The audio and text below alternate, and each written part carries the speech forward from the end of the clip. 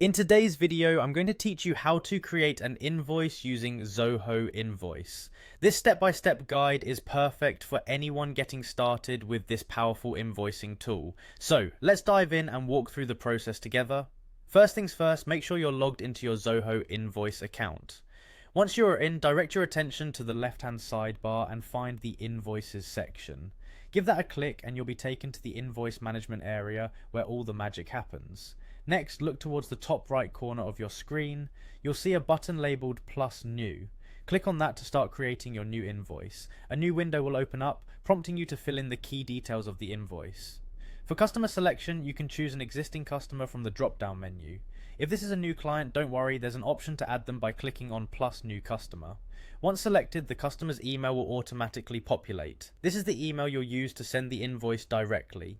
Now, regarding the invoice number, it's automatically generated by Zoho. However, if you want to customize how invoice numbers are formatted, you can adjust these settings elsewhere in the platform.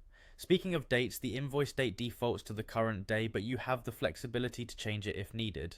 Moving on to payment terms, you have several options like due on receipt, net 15, net 30, and so forth. Choose the one that aligns best with your business needs. Once you've set the payment terms, the due date will automatically adjust accordingly. When you're ready to add products or services, click on the plus add item button.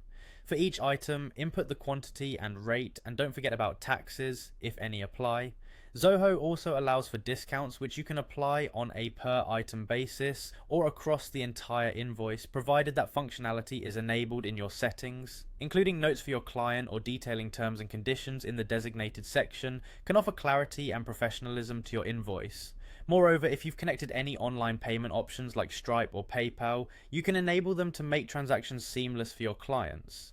Once you've got everything in place, you can choose to save the invoice as a draft.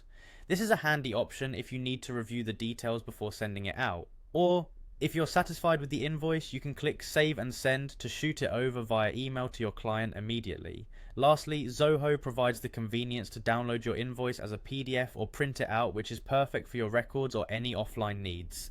And there you have it, a comprehensive guide to creating an invoice in Zoho Invoice. Keep practicing, and you'll find that it becomes a quick and seamless part of your business operations.